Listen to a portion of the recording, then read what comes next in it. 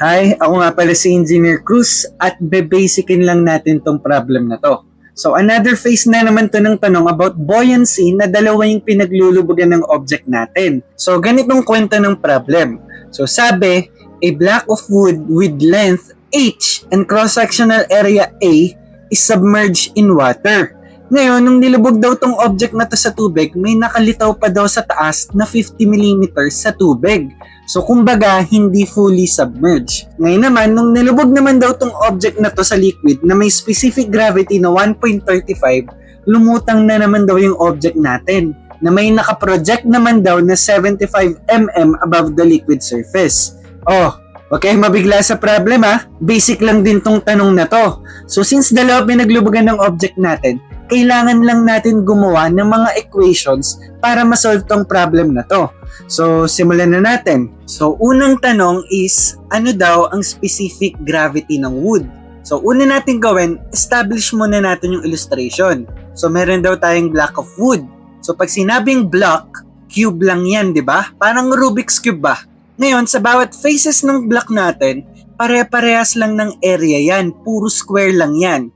At since pare-parehas ngang square yan, yung dimensions nila, pare-parehas lang din, okay? So kung pare-parehas nga sila, so kung ito ay isang area ng face, edi ito din, same lang sa area niyan, tapos syempre ito din, magkakaparehas lang ng area yan. Mapa-face man sa kaliwa, likod, o kahit ilalim pa ng block yan, same lang lahat ng faces yan, okay? So kung square nga yung face ng cube, ibig sabihin kung h to, edi h din to, tapos ayang buong yan, H din lahat yan. Mapakaliwa, kanan, taas, likod, harap o ilalim man yan, pare-parehas lang lahat yan. So ulitin lang natin ha, kung ang cross-sectional area ng cube natin ay A, edi etong lahat ng faces ng cube natin is A na din. So okay na tayo dun ha. Ngayon naman, gawin lang nating 2D yung illustration natin para mas makita natin ng maayos yung dalawang cases na sinasabi sa problem. So, meron daw tayong block of wood, tapos sinubmerge daw natin yan sa tubig. Ngayon, nung nilubog yung object natin, nag-float daw ito at meron daw exposed above sa surface na 50 mm.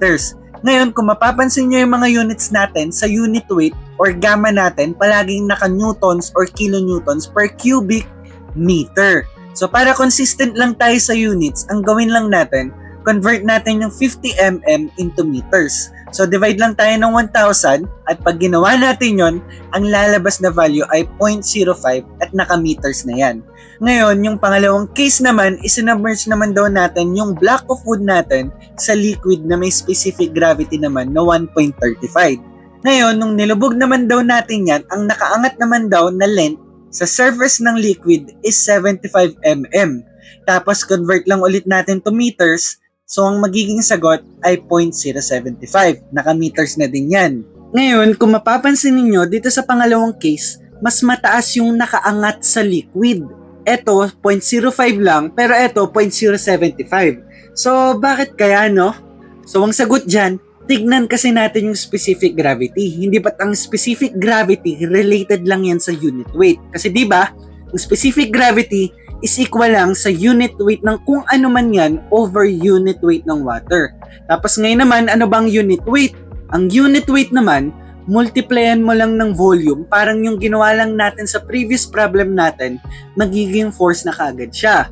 So since ang specific gravity ng water is 1 nga lang, tapos ito namang nasa kanan natin is 1.35 naman, so kita mo na agad na mas malaki yung magiging tulak nitong nasa kanang side kesa dito sa tubig. Kaya kung makikita ninyo, mas nakaangat siya dito sa kanan compared dito sa kaliwa. Tama ba? So ngayon naman, paano naman natin isosolve to? So ang dapat lang natin gawin dyan is isolve sila simultaneously. Anong ibig kong sabihin? Gawa ka ng equation para dito sa case 1, tapos gawa ka din ng equation para dito naman sa case 2. Eh ano ba ang equation natin sa buoyancy? Hindi ba weight is equals to buoyant force lang? Ngayon, bago tayo mag-substitute ng mga values sa equation natin, kailangan muna natin may establish kung ano yung height ng object na nakalubog. So kung ito ay h, tapos ito naman daw ay 0.05, edi etong height ng object na nakasubmerge sa tubig is h minus 0.05 lang, okay? Tapos dito naman, kung 0.075 tong nakaangat, tapos yung buong height daw ng object natin is h, edi ito naman is h minus 0.075 lang din. So, substitute na tayo ng values. So, sa kaliwang equation, yung weight, uulitin ko ulit para lang yan sa object natin. So, gamma ng object times volume ng object. Kaso lang, ang mas magandang gawin natin dito, since pare-parehas lang naman sila ng area sa kahit anong phase, parang in-explain ko nga lang, kani-kanina lang, may gagawin tayo ditong different na approach compared sa ginagawa natin kanina. At makikita nyo dito kung ano yun at bakit. So, ano pa ba ang definition ng volume or paano pa ba mag-solve ng volume? Hindi ba't ang volume is equal lang yan sa area ng base times yung height ng object. So, kung ganun pala, palitan lang natin at okay na tayo sa kaliwang equation. Ngayon, dito naman tayo sa buoyant force. So, gamma ng liquid times volume submerged lang yan, di ba? So, ano bang gamma ng water? Hindi ba't 9.81 lang yan? Times volume na nakalubog or nakasubmerge, edi area ulit yan ng base, which is in this case, yung nakalubog pa din sa ilalim o nakasubmerge, times yung height lang na nakasubmerge sa liquid. So, times quantity ng h minus 0.05. So, tingnan nyo yung pinagkaiba ng kaliwa at kanan ng equation natin. Etong nasa kaliwang side, purely para yan sa object. Buong object yung pinag-uusapan. Kaya naging area ng base times h or yung height mismo ng object. Which is pag ganun ginawa mo, yung buong volume ng object mismo yung kinukuha mo. Tapos, dito naman sa kanang equation, naging area ng base pa din. Pero yung height na ginamit naman natin is yung nababasa lang ng tubig. Kasi nga, volume submerged nga lang siya, okay? Ngayon, bakit natin ginagawang area times height yung volume? Kasi kung mapapansin niyo, magkaparehas lang sila ng area. So, area ng base times height. So, dito sa kaliwang equation, area ng base times height. Tapos dito naman sa kanang equation natin, area ng base lang ulit, same lang ng area, tapos yung height naman na nababasa. So, equal lang sila ng area ng base at kung equal sila, meron kang area sa kaliwang equation, tapos meron ka ding area sa kanang equation, edi magka-cancel lang yan. So, ang matitira sa equation natin ay gamma ng object times h equal sa 9.81 times quantity ng h minus 0.05. So, ilan yung unknown? Dalawa. Meron tayong unknown na gamma ng object, tapos meron din tayong unknown na h. Ngayon, alam naman natin from algebra na kapag dalawa yung unknown sa problem, hindi mo masasolve yan na isa lang yung equation mo. Kaya nga may tinatawag tayo na two equations, two unknowns, di ba? So, ibig sabihin yan, kailangan pa natin gumawa ng isa pang equation para masolve natin yung mga unknowns natin. So, saan tayo kukuha? Dito naman sa pangalawang case, so easy peasy tayo. Pero bago yun, baka lang naisip ninyo, no? Paano naman pag in terms of volume yung ginawa natin dito at hindi yung area times height? So, ganito naman mangyayari dyan. So, sa kaliwang equation, meron tayong gamma ng object times volume ng object. Yung weight yan equals naman daw yan sa gamma ng liquid, which is in this case, water, so 9.81, times volume submerged. So, ilan yung unknown natin? Gamma ng object, isa. Volume ng object, dalawa. Volume submerged, tatlo. So, tatlo yung magiging unknown natin. Ngayon, babalik na naman tayo sa algebra. Kung ilan yung unknowns, dapat ganun din karaming equations mo. Kaya tinawag naman to na 3 equations, 3 unknowns. So, pag ginawa mo to, 3 equations kailangan mo. So, ano-ano yun? Dito, meron na tayong isang equation. So, isa na yan. So, sa pangalawang equation, dito naman tayo makakakuha niyan sa pangalawang case. Kaso lang, pagdating sa pangatlong equation, saan na tayo kukuha niyan? So, ganun pa din, mag-a-arrive pa din tayo sa third equation natin na ang volume is equal lang sa area ng base times height pa din. So, nag-arrive lang din tayo doon sa parang ginawa lang natin kanina. So, regardless kung ano man trip mo sa buhay, ikaw bahala. Pwede yung dalawang yan. Pero sasabihin ko na, dito pa lang, mas hahaba yung process at mas mag-aaksaya ka ng oras kapag naka-in terms of volume ka at ganitong problem yung sinasagutan mo. Proof? Try nyo sagutan na naka-in terms of volume kayo tapos compare nyo sa solution na naka-area times height kayo. Tignan nyo kung ano yung mas mabilis. Pero sure ako dito na etong diretso na area times height yung mas mabilis compared dito sa isa. Pero anyway, gawa na tayo ng second equation natin. Kuha naman tayo dito sa second case natin. So, gamma ng object times volume ng object. Gawin lang natin ulit na area times height yan. Equals gamma ng liquid times volume submerged ulit. So ano yung unit weight ng liquid? So gaya lang ng ginagawa natin kanina or sa mga previous problems natin, medyo dediretso na natin ngayon. Para makuha yung unit weight ng liquid, unit weight ng water lang yan na 9.81 times specific gravity, which is in this case 1.35. So kung hindi ka nakasunod o medyo naligaw ka, panoorin mo lang yung previous videos natin o yung previous problems natin. Pero anyway, meron na tayong unit weight ng liquid times volume submerged naman. Pero gagawin lang natin ulit yan na area times height. So area times height na naman pero yung nakasubmerge. So times quantity ng H minus 0.075. So same na naman tayo ng area sa kaliwa at kanang equation natin. So cancel na naman sila. Tapos recall lang natin ito yung gamma ng liquid, tapos ito naman yung volume submerged. Actually, height na lang yan na nakasubmerge kasi nga na-cancel na natin yung area, di ba? Tapos ganun din dito sa second equation natin, ito yung gamma ng liquid, tapos ito naman yung volume submerged. Kaso lang, same lang din sa sinabi ko kanina, na height na lang din yan kasi na-cancel na nga yung area. So kung titignan natin yung first equation natin at second equation natin, hindi ba eto ay parehas lang din naman eto? So kung parehas lang pala sila, edi pag-equatein lang natin yung dalawa nating equation, so gawin na natin. So ang equation natin is naging 9.81 times 1.35 times quantity ng H minus 0.075 equal naman yan sa 9.81 times quantity ng H minus 0.05. Ngayon, ilan yung unknown?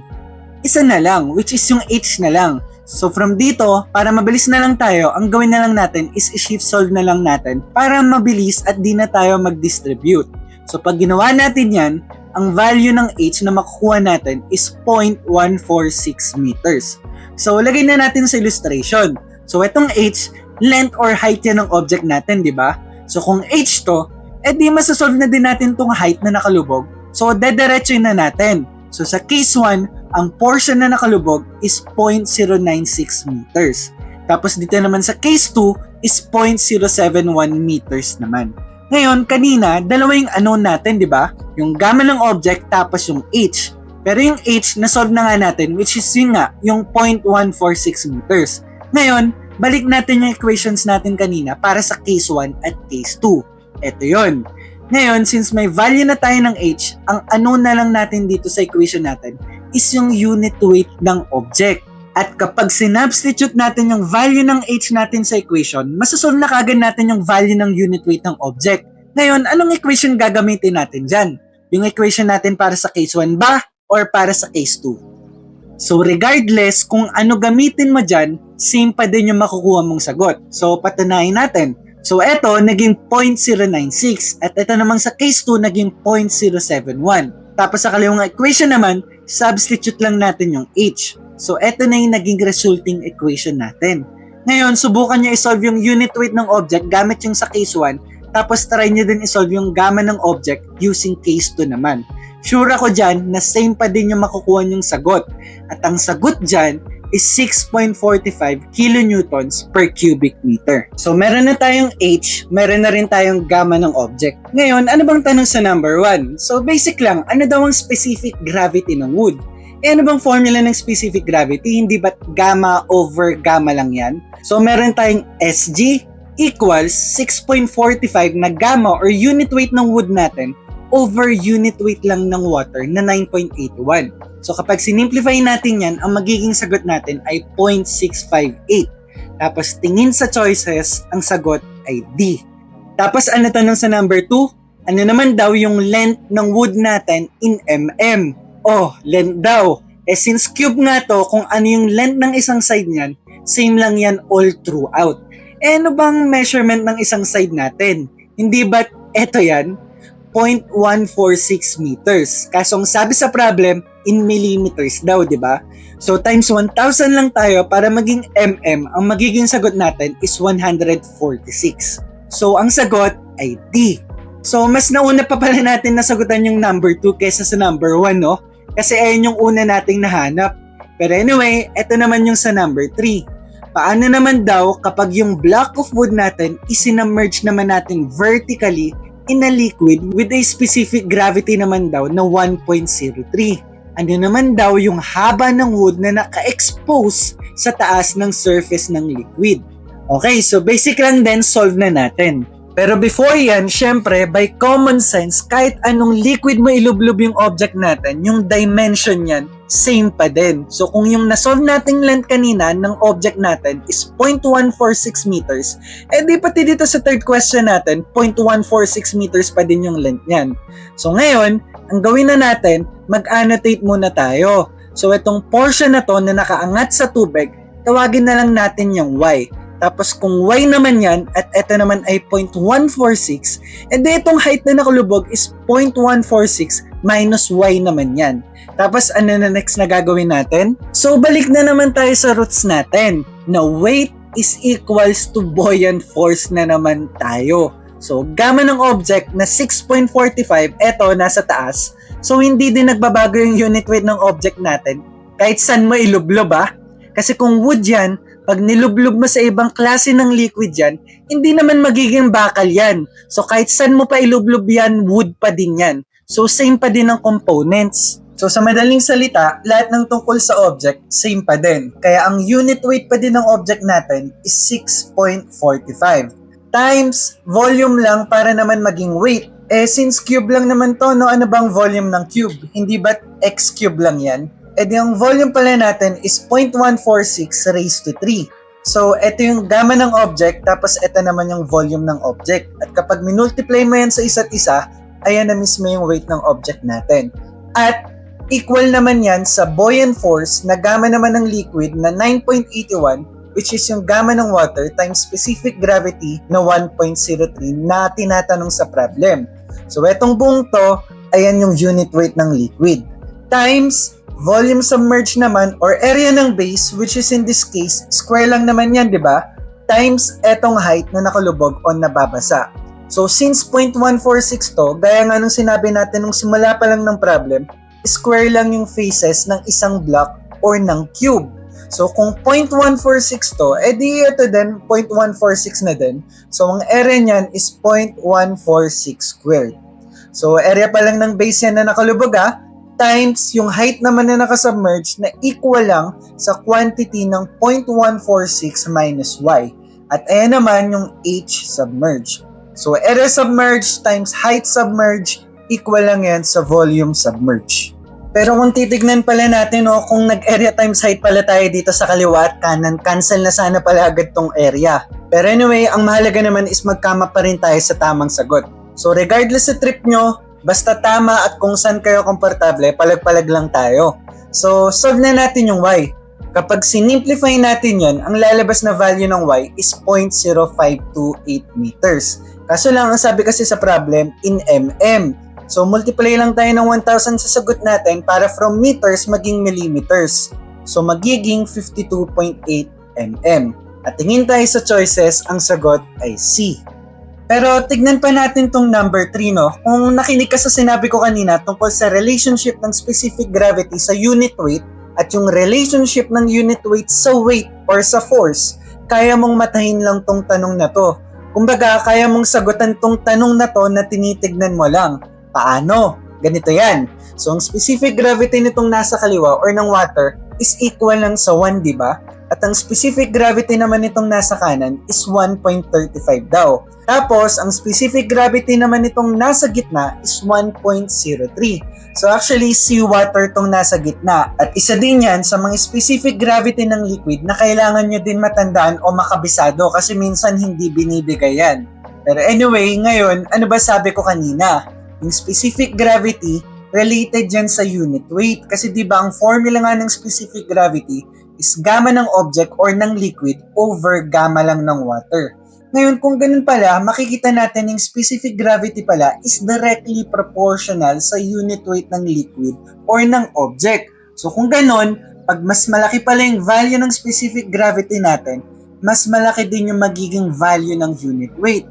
At kapag ang unit weight na ang units ay kilonewtons per cubic meter, pag nag-multiply ka lang ng volume or ng cubic meter dyan, nagiging force na pala kaagad yan. Parang yung pinakita lang natin sa simula kanino or sa previous problems natin. Dahil nga diba magkakancel lang ang meter cube sa units at ang matitira dyan is newtons or kilonewtons. So in summary, mas malaking specific gravity, mas malaking unit weight. Mas malaking unit weight, mas malaking force. At dahil mas malaki ang force, mas malaki ang tulak. So, ibig sabihin, dapat to, mas malaki yung angat niya kumpara dito sa tubig. Kasi nga, mas malaki yung specific gravity. So, ulitin ko dito sa illustration natin, dito sa kaliwa, since tubig to, ang specific gravity niyan is equal lang sa 1, di ba? At gaano yung angat niya sa tubig? 0.05 meters or simply 50 millimeters. Tapos ano naman ang specific gravity na condition sa problem? 1.03. O since 1 to, tapos eto 1.03. Mas malaking specific gravity nitong nasa gitna. So ibig sabihin, mas malaki yung tulak niyan pataas. So dapat more than 50 mm yung lutang niyan. Tingin tayo sa choices, ano lang ba yung more than 50 mm dyan? Hindi ba't either C or D lang naman? So kung ganun pala, X na pala sa atin tong A at B. Magiging A or B lang yung sagot natin kapag yung specific gravity sa tanong is less than 1 para mas mababa yung lutang niya sa 50 mm. Pero ang sabi kasi sa atin, 1.03. So kung ganon, dalawa na lang choices natin. 50-50 na tayo. Meron na tayong 50% chance para maitama yung sagot natin. Ngayon, tingin naman tayo dito sa isa. Ang specific gravity naman daw niyan is 1.35, di ba? Tapos ano ang draft o ang lutang niyan? 0.07 meters naman daw or 75 millimeters. Ngayon, ano bang nasa choices? 52.8 saka 76.2 mm. Ngayon, kung ang draft nito o ang lutang nito is 75 mm para sa specific gravity na 1.35, so para maging 76.2 yung draft natin, dapat mas malaki sa 1.35 yung specific gravity ng liquid. So, ibig sabihin, para maging D yung sagot natin, dapat yung specific gravity na binigay sa problem or yung condition sa problem is greater than or mas malaki dapat sa 1.35. Pero ano bang specific gravity na tinatanong sa atin? Hindi ba't 1.03 lang? So, hindi lagpas 1.35. So, X na din tong D sa atin. Kaya ang sagot talaga natin is C. So, share ko na lang din, pag nagsasolve ako ng mga ganitong problem, ganyan ako mag-analyze sa simula. Kasi baka hindi naman na pala kailangan pang isolve, mata-mata na lang tayo. So, mga 10 seconds pa lang, may sagot ka na. So, ganyan yung mga pwede nyong gawin kapag gamay na gamay nyo yung mga fundamentals or basic concepts sa isang subject. Kahit hindi nyo nasagutan, titigan nyo lang may sagot na agad kayo. Pero last na lang, last comparison pa. So, itong water, ang specific gravity niyan is 1, di ba? Tapos, ito namang nasa gitna is 1.03. So, kung titignan ninyo yung difference nilang dalawa, is sobrang liit, 0.03 lang. So, ibig sabihin, sobrang liit lang ng difference nila, pero since mas malaki tong specific gravity na 1.03 compared dito sa specific gravity ng water na 1 lang, ibig sabihin, alam natin na mas malaki yung magiging tulak sa kanya. Pero yung tulak sa kanya, napakaliit lang din ng difference. Ano ba sa choices natin na halos kadikit lang ng 50 millimeters? Hindi ba etong silang? Kaya C talaga yung sagot natin dito para sa problem number 3. So, yun lang yun. Dapat matutunan nyo din yan, lalo na kung nagpe-prepare kayo sa board exam. But anyway, balik lang ulit natin yung problem. Tapos kung gusto nyo sagutan ulit, eto yung mga tanong at yung mga final answer para may guide kayo. Tapos, tapusin muna ulit natin dito, tapos magsasolve ulit tayo ng another phase pa ng mga problem with regards sa buoyancy para makita nyo na agad yung mga bawat phases. So, yun lang. Salamat.